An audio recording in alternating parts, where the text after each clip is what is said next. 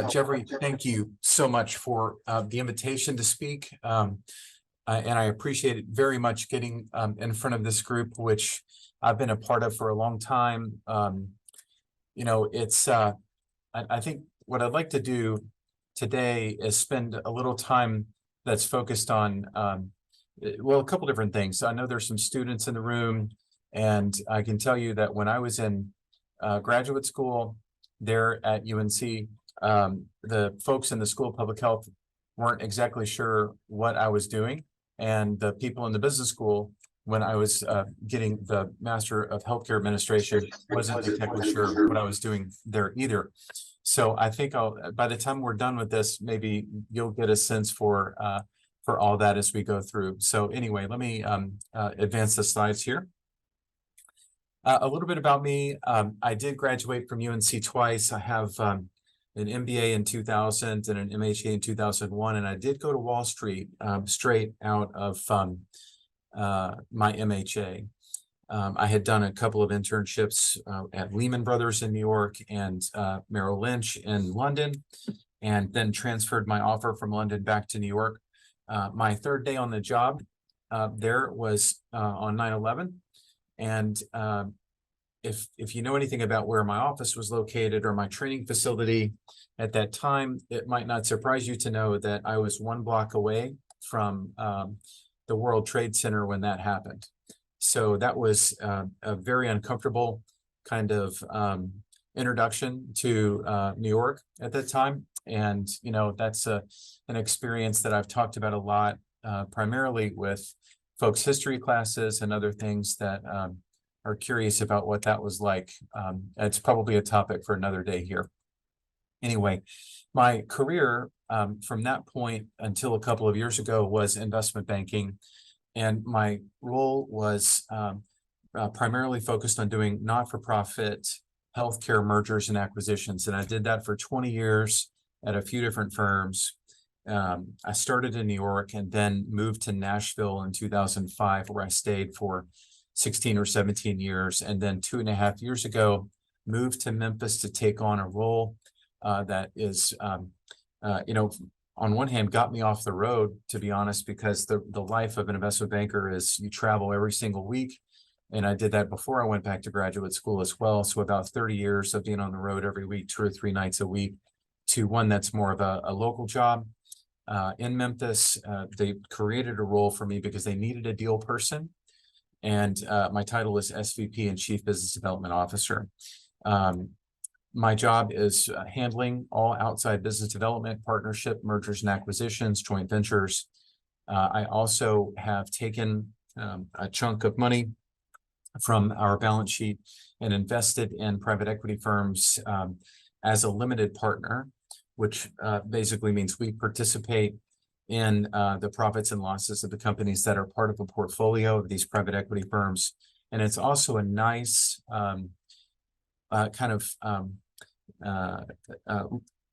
it's a nice way to get access to companies that are innovative. And we also have an opportunity to make direct investments in those companies from time to time and others as they come up.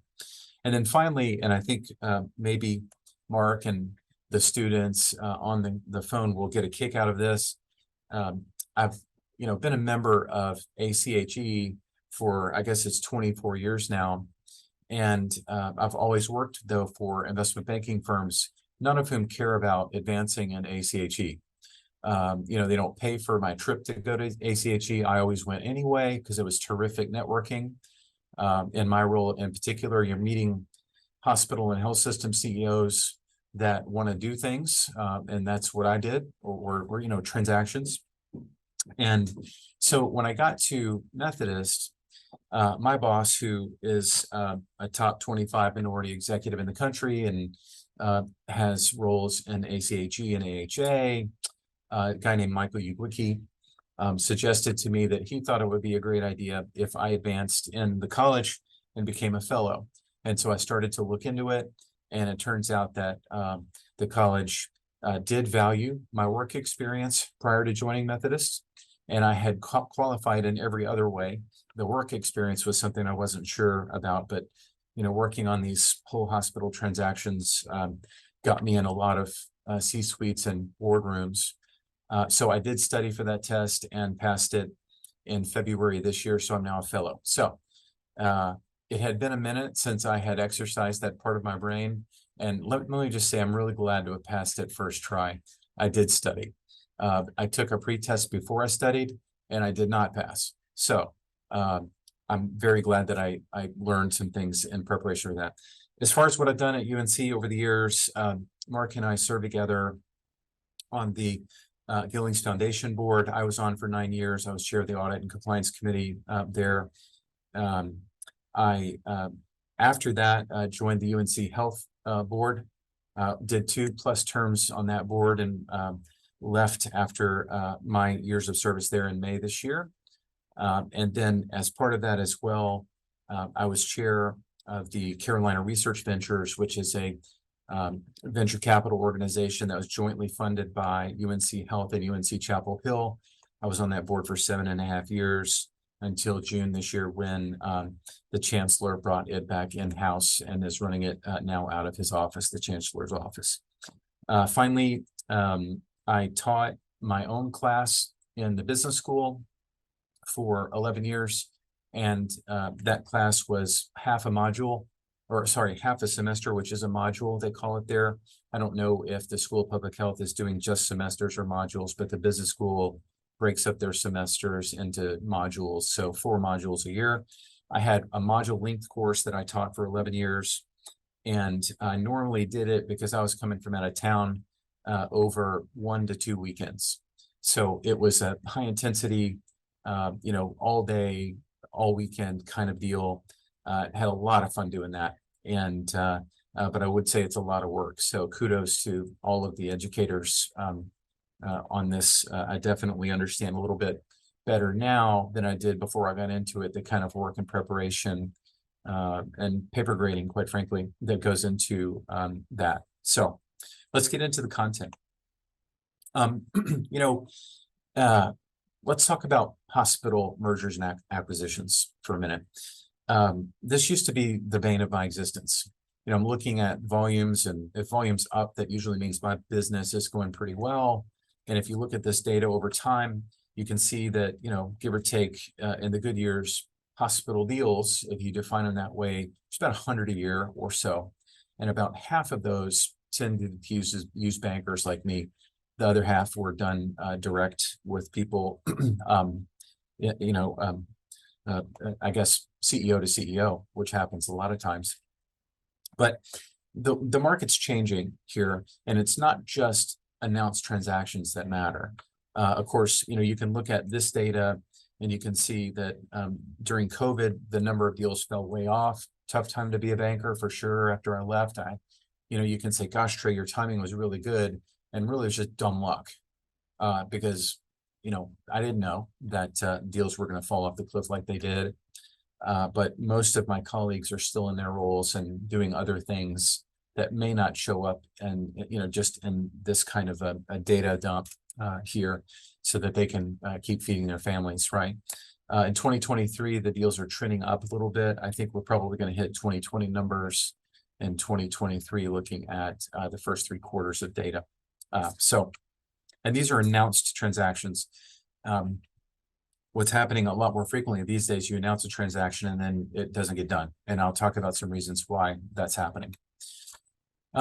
Here's another chart that analyzes data a different way. This is percentage of transactions in which the smaller party, or generally speaking, the acquired party, had revenues exceeding $1 billion. So you think about all the health systems out in the market. UNC Health, if you add their managed entities, probably has $9 billion in revenue, just to put it in terms of size there.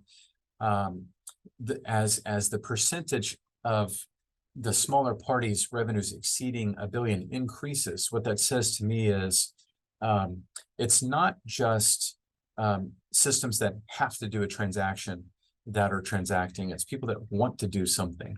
They're joining an organization that has something different or can get them to the next level. So I don't know if this trend will continue in the way that it has over the last couple of years, but it's very interesting to me to look at this data and see the number of health systems that are joining others when maybe they are of a size where they didn't have to do something.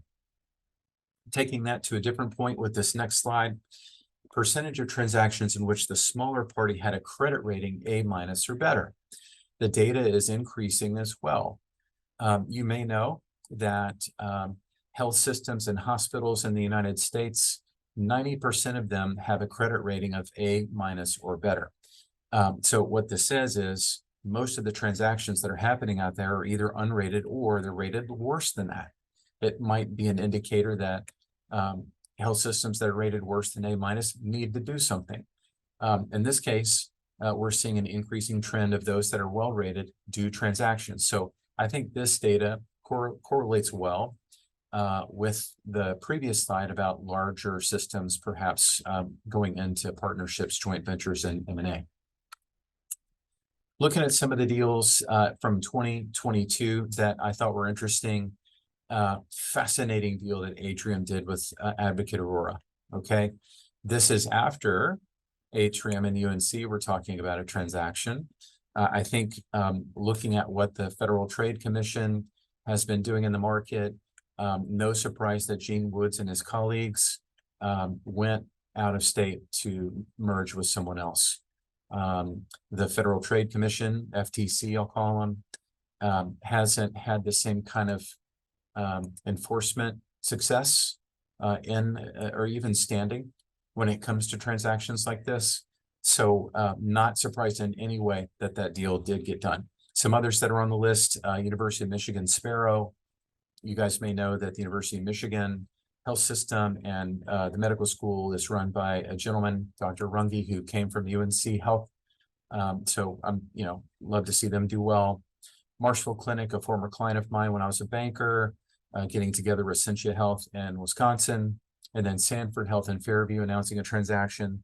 This will be one that was announced and did not get done. Sanford being a rural health provider based in Sioux Falls, South Dakota. Fairview, Minnesota, did not come to pass.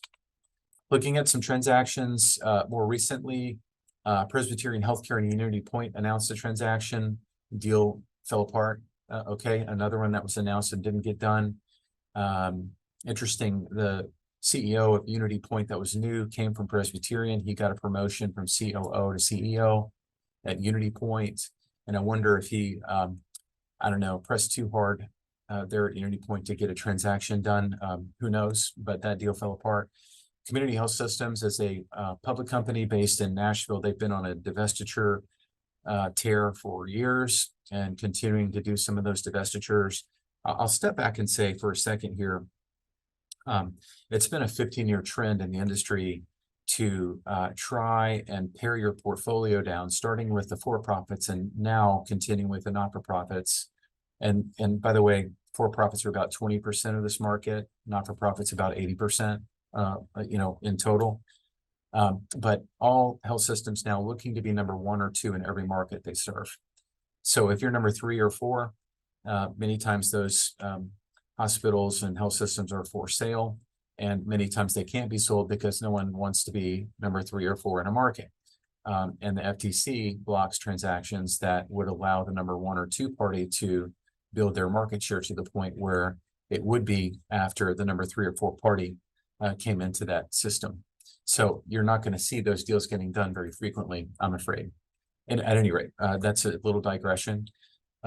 Steward Healthcare, for-profit company, divesting some assets to Common Spirit Centaur in Colorado.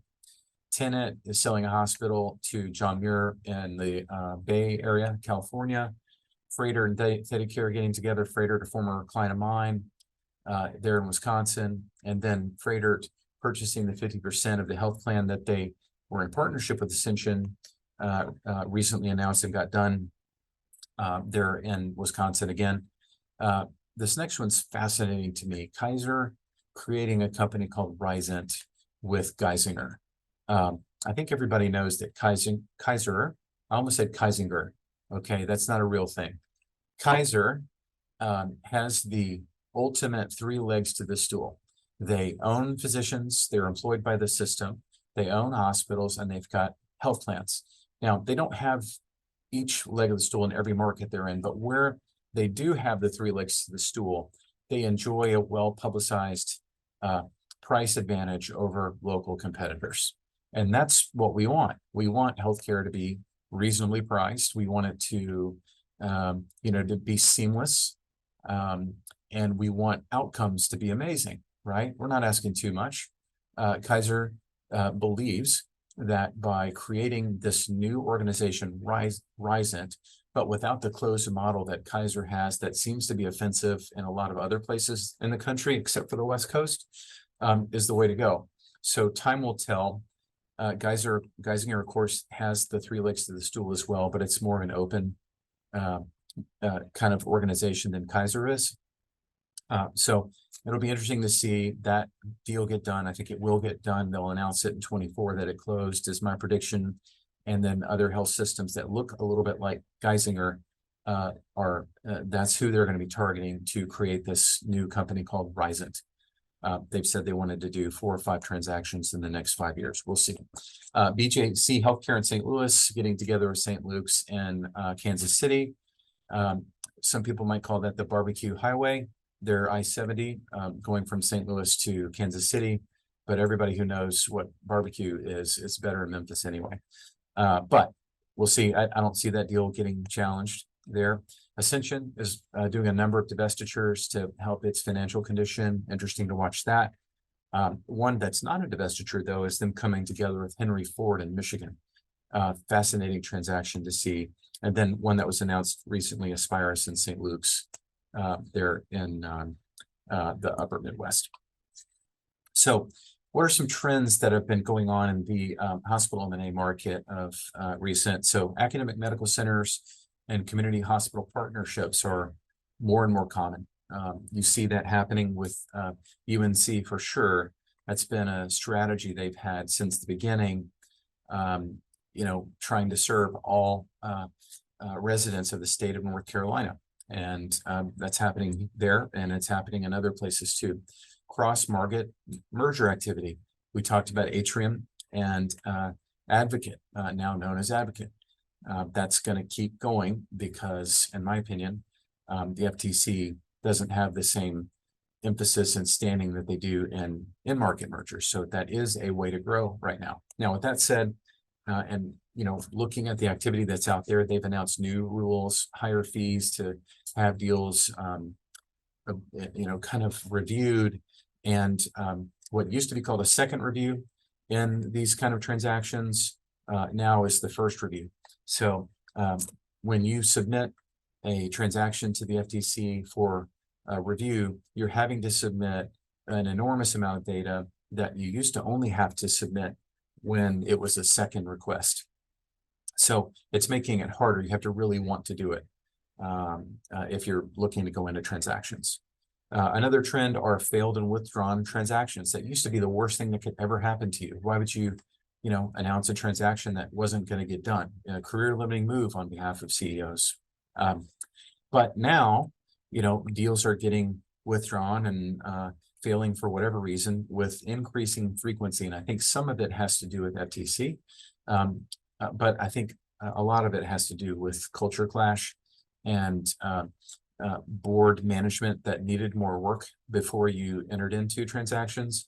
And that's something that all the students that are a part of this discussion will learn over time. But I would just say that I wouldn't, it's hard to overestimate how important culture and board management is. Continued portfolio rationalization. We talked about community health systems. They're not the only ones that are doing it, and there's other health systems that need to do it that aren't. Rural hospitals continue to struggle. The SHIP Center is probably the best national research center that's taking close looks at rural hospitals and closures over time. I love the work that they do. They know a lot of them. I think, when I went to Wall Street, people are like, well, why would you do that? That's not really saving the world. But, a lot of the transactions I did help to keep rural hospitals from closing. So, that's part of the work that I did. But they continue to struggle. And one of the initiatives that I'm working on here at Methodist is to create a managed hospitals division that's focused on rural healthcare. We're not rural healthcare operators here, but there's lots of things that we do here that we can help rural hospitals save money. And I'll give you an example. I provided some remarks yesterday at one of our contracts that we just executed at a rural hospital in Mississippi to help them save money on biomedical equipment servicing and repair. We have a subsidiary called Biomotivation that does what Siemens or GE does on behalf of their CT, MRI, and mammography equipment. We provide the servicing and repair at a cost lower than they do with the same warranties and the same quality. So we executed a 3-year contract with this hospital. And because my remarks were public yesterday, I'm hopeful that the phone's going to ring and we'll get more opportunities to do that. But that's a way that we can help rural hospitals save money and get part of a bigger organization and the scale that we help to provide. Other trends, the financial challenges of acquired entities. I did mention that some higher rated and larger entities are going in to bigger entities as part of acquisitions, but a lot of the acquired entities are also experiencing financial challenges, and that's a big reason why they decided to enter into a transaction. Now, with all of that said, I'm going to change the tone of the presentation a little bit because, you know, everything I've talked about so far is a standard pitch I might have given as an investment banker to a health system or a hospital about why you should consider strategic transactions. But over the last few years, and I'd say probably 12 years, and it's just an activity that's picked up big time in the last few years, is the rise of non-hospital competitors. So let's talk about them for a few minutes. So questions: what types of deals are non-hospital companies pursuing in the healthcare arena? And then what about private equity firms? And I'll give you a hint here. It's not really hospital transactions. Turns out that nobody really likes the idea of buying what I call bricks and sticks, the hospital buildings, or what I'd call asset-heavy transactions. Everybody's playing around the edges. And by the way, for everybody that's on the call today, I want you to get prepared to come off mute and ask questions and talk about this in some detail with us towards the end of the presentation. So get ready for that. So let's review some of the non-hospital competitors that are out there. Amazon. They bought a company called One Medical, which provides concierge primary care. Not very asset heavy, that transaction, is it? It's primary care doctors and their leased offices. So they're not getting in the hospital business, but they're providing competition to hospital entities, chipping away at our edges. Humana partnered with a private equity firm called Welsh Carson on a primary care build out over the last couple of years. CVS, Oak Street Primary Care, and they also did a renal care transaction for kidney care. Walgreens, Village MD Primary Care. They've also done transactions in the urgent care and specialty care spaces. And then Walmart, they've done a lab transaction, they've done a primary care transaction, and they've done a telehealth deal. There's a name that's not on the list yet because I felt like they were so substantial in this area because they deserve their own page. That's coming next. But what I wanted to say about this one is, again, all of these transactions, you know, none of them have anything to do with hospitals. You know, they're not going out and trying to buy a hospital and run it more profitably, better, build a system. Okay, they're not. And we'll talk more about that in a minute. Okay, here's the one that wasn't on the list because they've been the busiest, and that is United Health Group and Optum. Keep in mind, United is, you know, the biggest payer in the country, but Optum is a services organization and it's owned by United. We'll talk about what kind of conflicts that might give rise to in a minute. But United did a transaction with a big surgery center company called Surgical Care Affiliates in 2017. Since that time, they've added on all of these different capabilities. Amwell Virtual Primary Care, Change Healthcare in a giant transaction focused on revenue cycle, the back office with the billing and collection of money, Landmark Health in-home medical, the Atrius Health transaction, which was my client, and Kelsey-Seybold in Houston, Atrius in Boston and Kelsey-Seybold in Houston.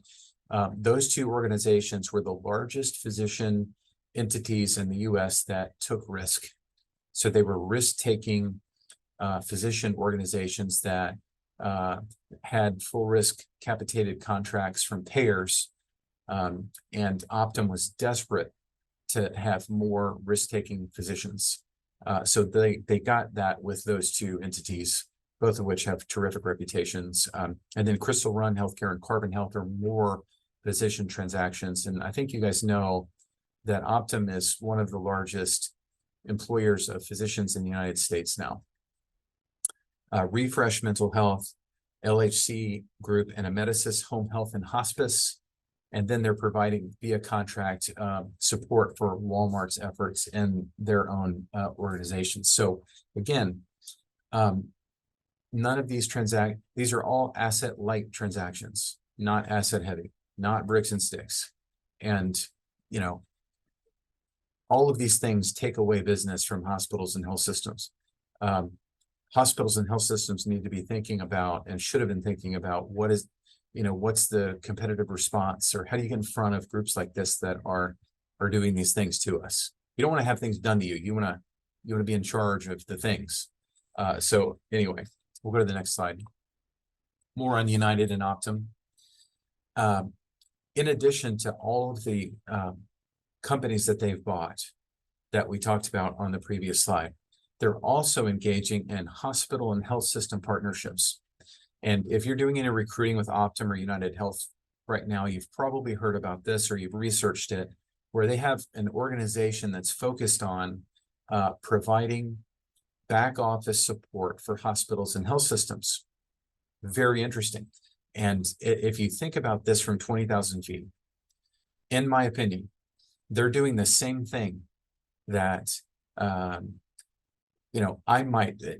same type people that work for Optum are a little bit like bankers. They're calling on hospitals and health systems that are on the margin in terms of whether they should consider a partnership with a bigger entity or, sell themselves. And they're going in and taking over employees and functions focused on revenue cycle management, information technology, inpatient care management, analytics, project management, supply chain, et cetera, at a cost that's lower than the health systems can provide on their own, and a 10-year contract.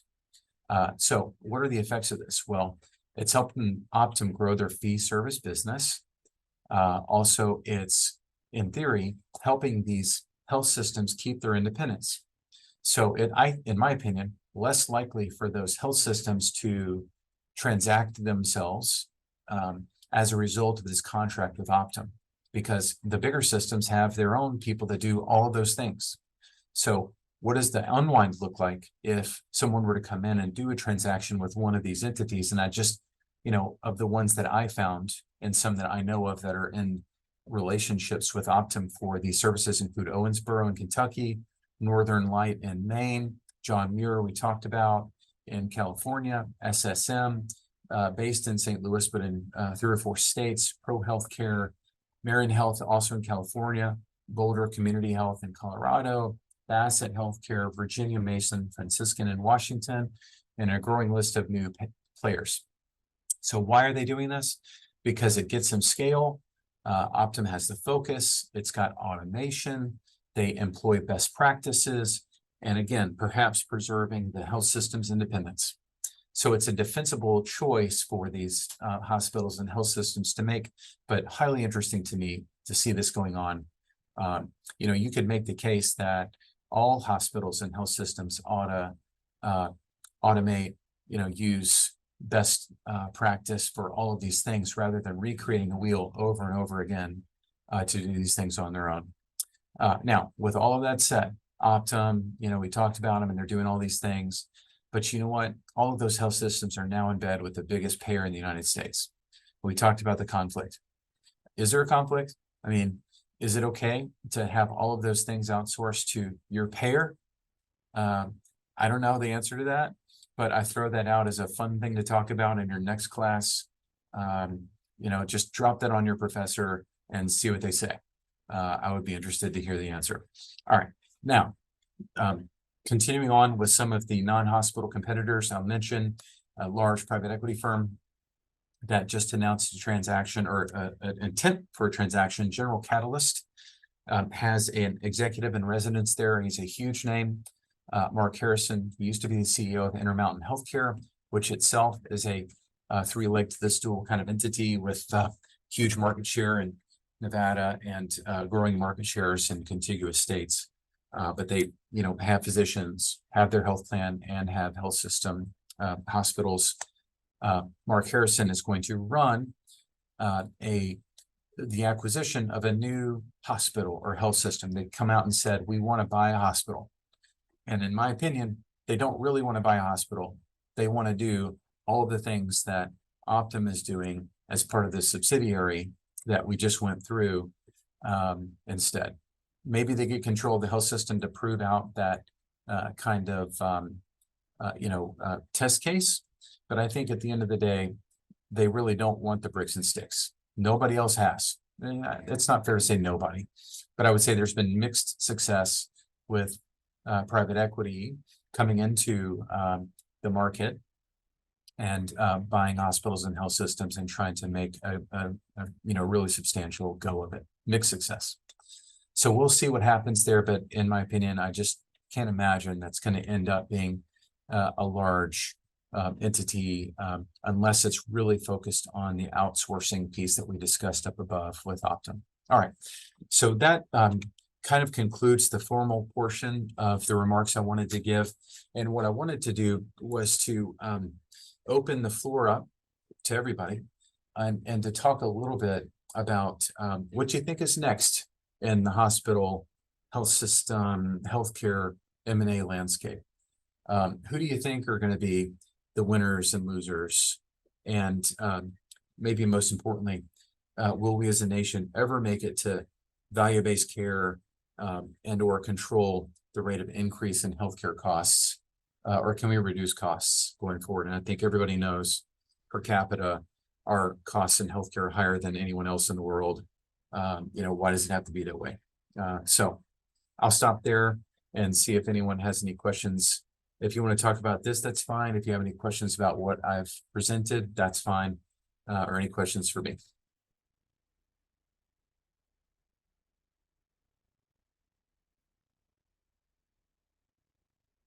Go, Mark.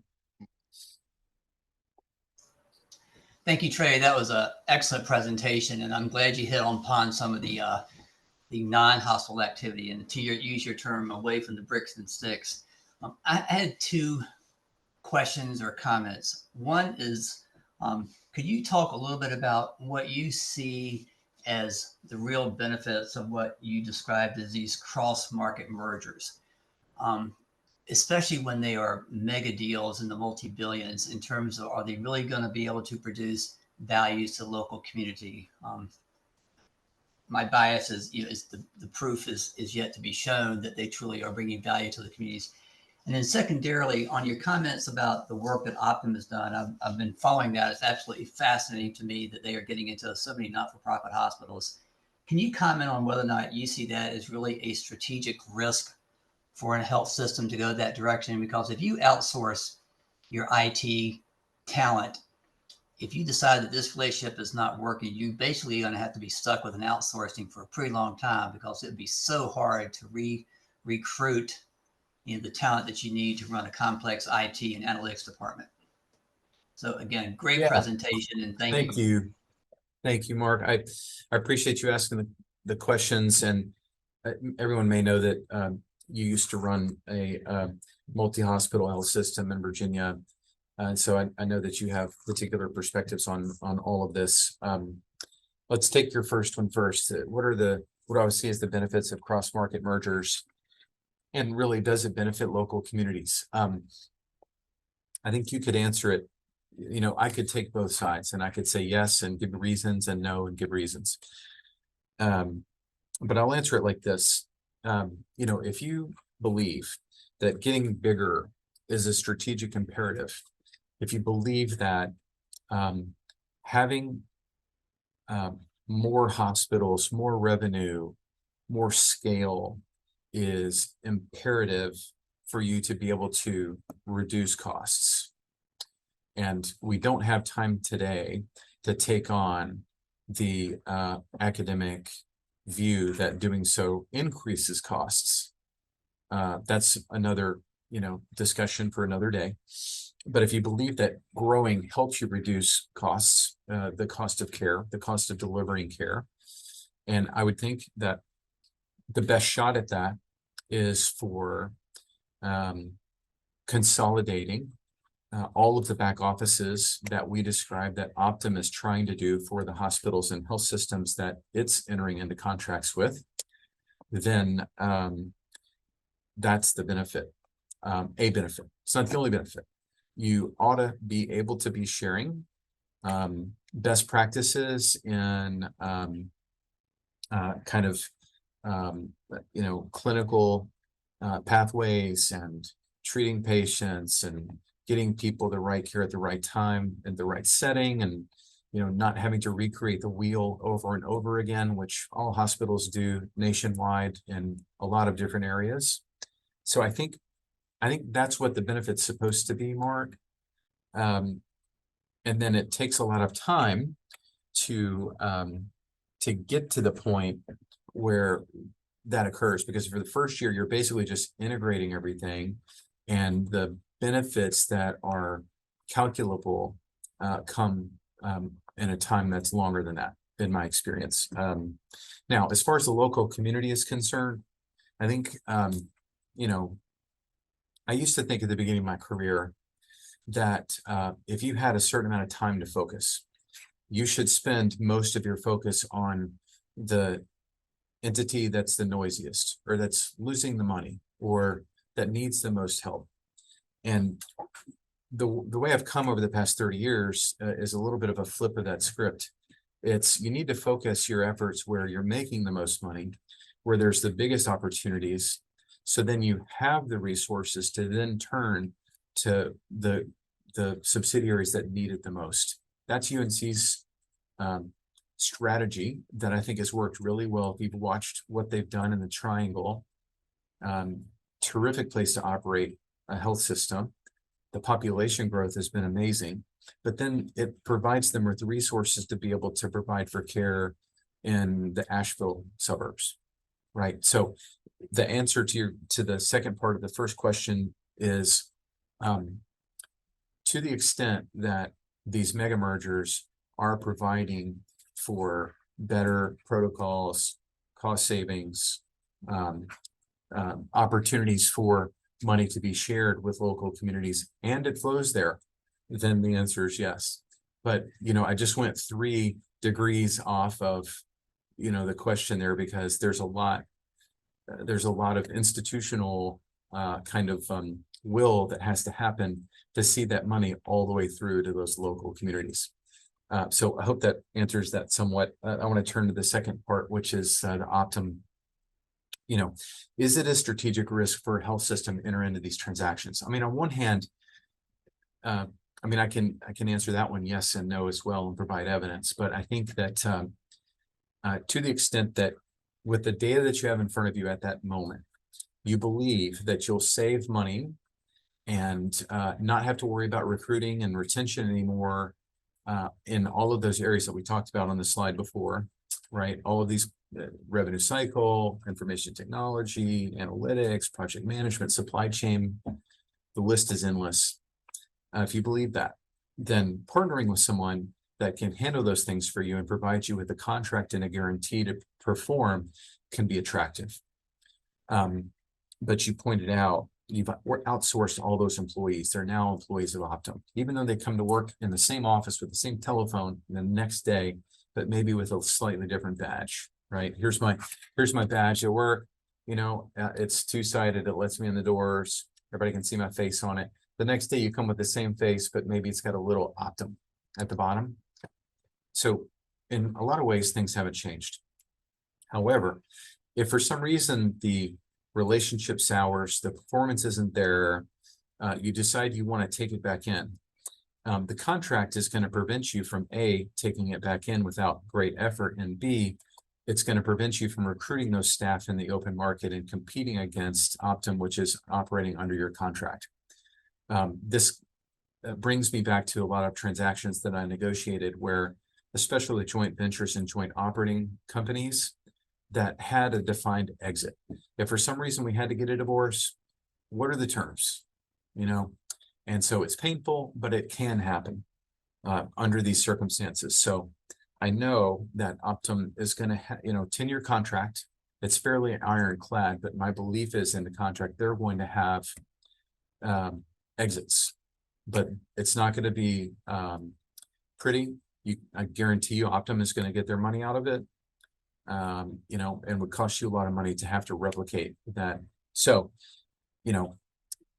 if your board is asking you when the contract's not going well, 5 years in, 3 years in, why did we do this? Your answer is, based on the information we had in front of us at the time, it made the most sense.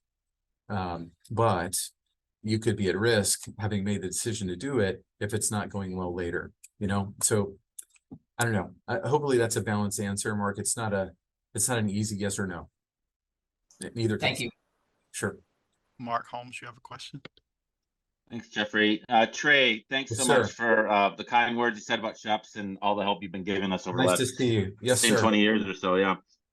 So this is the second of 3 hours I'm spending on rural hospital mergers today. So I'm super interested in this topic and was excited to get the privilege to hear from you today. I think I'm going to ask, I've got a couple questions, but this is the one I'll ask. You talked about the role of M&A in saving rural hospitals and how sometimes this is really important to keeping many of these places afloat. That might be the only option.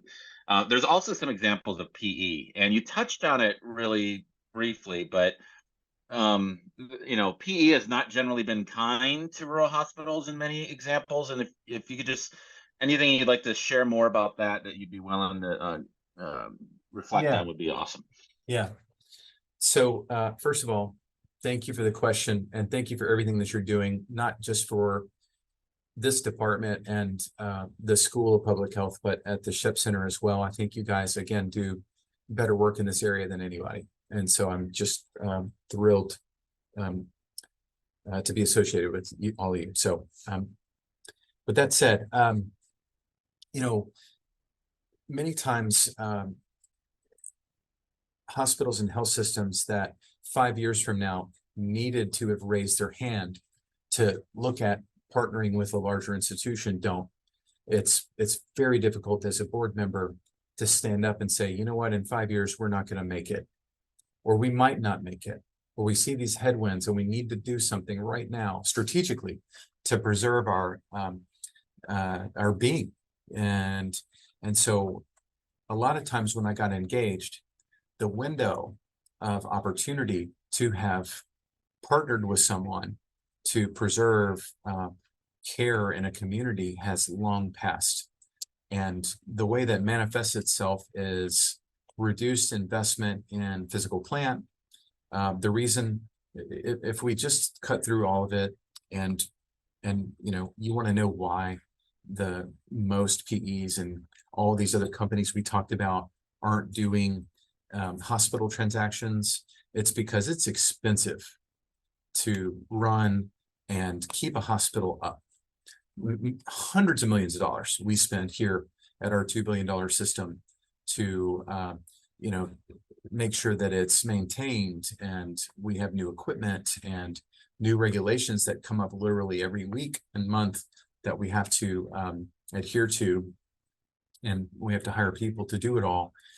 It's expensive. So I was lucky if I was able to take a rural hospital that was in a market that had other providers around it that wanted to have a presence in that market to convince the bigger party to take it on and to maintain services. Where I wasn't successful doing that was where it didn't have any of those characteristics. It was in a market that was very rural or didn't have a bigger system around it within, call it 50 miles, that wanted to take it on as a project. And when I say take it on, I basically am talking about absorbing significant losses every month. These days, Mark, you know, we're looking at hospital acquisitions here too, but we're not interested in taking on projects that require turnaround. And those are the only hospitals that are for sale around us, you know, and many around us are losing money. So that was what some of my work entailed, was making sure that hospitals in those rural areas maintained an emergency room, maintained maternal and fetal childcare, you know, maintained 24-hour presence. And in some cases they didn't. And it wasn't just small rurals either. I had a client that was in Birmingham, that called Caraway, with 1 million square feet of space, you know, multi-story building that just closed one day. And there's a lot of reasons for why it happened, but luckily the patients in that market were able to disperse themselves around to the other, you know, high quality providers around. So it's not just rural areas, it's urban as well. So that was some of what I did, and the transactions I found myself a part of in the rural space, and where I served as a kind of an advisor. On the PE side, you know, I think, and this is probably worth a separate presentation as well, because there are some examples of private equity firms that started hospital conglomerates, and some that later invested in hospital conglomerates, both in the operations and then separately, and this is a nuance, the real estate only, you know, why were companies interested in those investments? On the existing company side, quite frankly, it provided a way for the stakeholders of the companies that were receiving the investment to return capital to its stakeholders, you know, period. On the other hand, there were not very many non-PE players that were willing to come in and start hospital companies, whether it was rural or urban.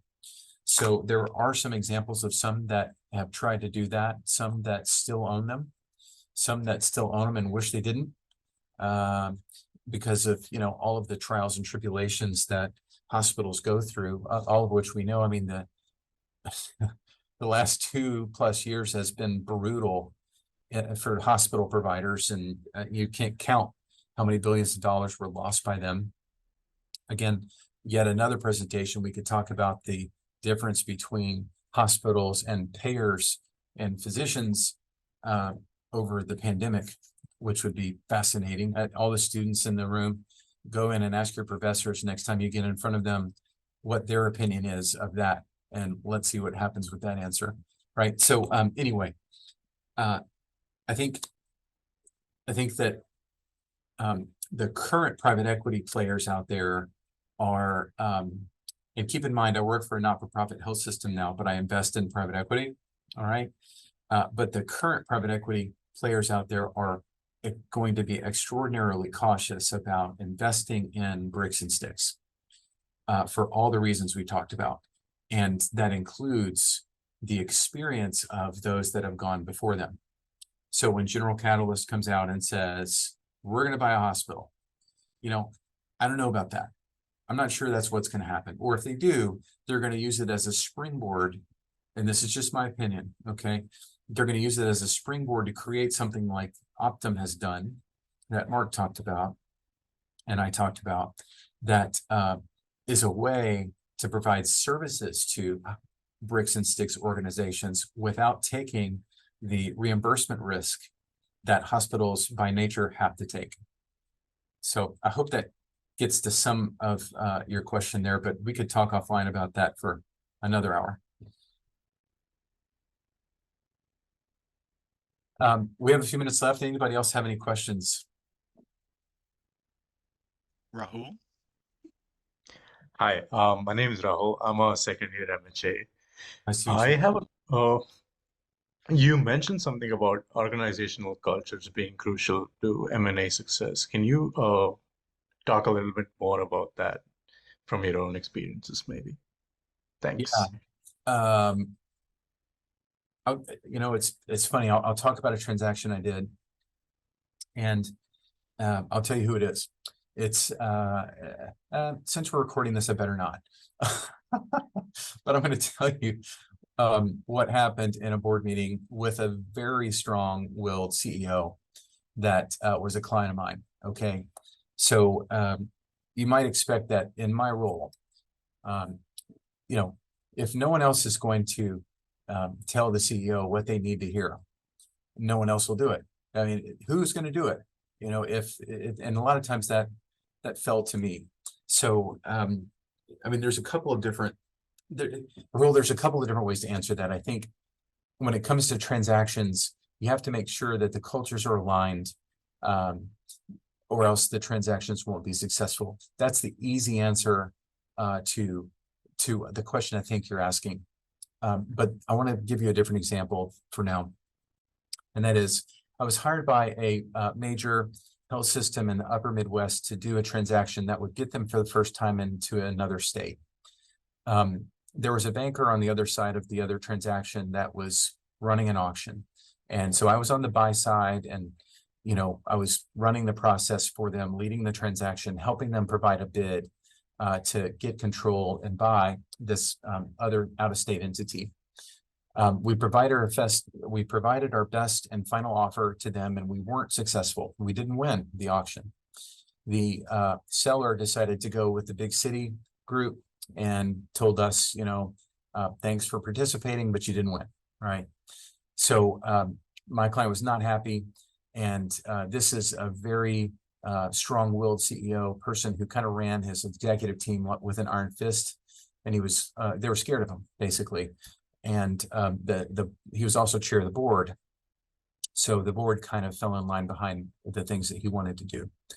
4 months later, the out-of-state entity came back to me and said, hey, remember when we told you that we didn't want to do the transaction with you? Well, the party that we tried to do the transaction with, it's not going to get done, and we want to come back to you. And we're willing to provide you exclusive access to us. Okay, so exclusivity was key. So I went back to my client. I'm in front of him in the boardroom with his executive team, and I told him what had happened. And he said, why would we ever allow someone to come back to us when they basically told us we don't like you? All right. And, I took a breath and I said, if you remember all of the, and by the way, I had two colleagues with me that were freaking out that I was going to make the client mad. But anyway, I said, look, if you remember all the work we did to get here and all the reasons why it made sense to do this transaction in the first place, nothing's changed. Okay. And so what I would ask you to do respectfully is let's all swallow our pride. Let's enter into this discussion with them, and let's see if it's something that we might be able to bring back to life. And so he thought about it. I thought I was going to get yelled at. And he said, you know what, you're right. Let's do that. Long story short, they got it done. And, I closed the transaction. And that was just an example of, if you believe in the work that you did and you trust your people, then, you should kind of stick with that. And they did. Just took a minute. Okay, Thank Jeffrey, you bet. Jeffrey, I want to turn it back over to you. I know we're coming close to time, but happy to take it any direction you like. No, this is very helpful, Trey. Thank you so much for this information. And I think we will probably be planning a follow-up for this, and appreciate your time and the effort you put into preparing this presentation. And also want to speak on behalf of Mark Merrill, who is the chair of our Alumni Council for HPM. Thank you. Appreciate your support, Mark. And then I think George Canodal has jumped on as well. And then the chair of our department, Kristen Ryder, thank you. And for folks who don't know this yet, Kristen got announced permanent chair today. So we're really excited about that. And so Congrats. be on the lookout for, we'll do a celebration with that in the coming, hopefully in the spring. Kristen, anything you want to say? No, just thrilled to have the opportunity to work with the great people in this department and that have graduated from this department. And so, yeah, thank you. I look forward to working with all of you. Great. Thanks, Kristen. Mark, anything? Mark Merrill? I would just like to thank Trey for the excellent presentation he provided today. Very stimulating. Number two, to thank him for being a devoted UNC Gillings and Keenan Flagler alum. It's great to have the connections and see where our graduates go. The example you gave about the culture that Mr. Sastry asked about, I thought was great. We could talk about that at length because I've had a couple of occasions where the culture killed the deal. So it really is important. But again, for the Alumni Council, I'd like to thank the group that put this together. We're going to have one in the spring as well. This is part of our Alumni Council to generate interest of alumni to current students and to network and to provide opportunities for the school to expand their opportunities to tap into the expertise that's in the field. So Jeffrey, thanks for your support. And again, thank you, Trey, for a very stimulating presentation. All the best to everybody. Thank you, Mark. And Thank Karen you. Vollmer is on too, who's our master's program director. So thank you, Karen, for joining. And others have been in and out. I just wanted to explain, Trey, that there was a class that started at 12:30. So there were some second years who had to jump off. So, all right. All good. Keep up the good work, you guys. And a big congratulations to Kristen Ryder. That's we're excited great to have that about appointment. that. Thank you. Thank you very much. All right. Thanks so much, Take care, everyone. everybody. Bye-bye. Bye-bye. Thank you, Trey.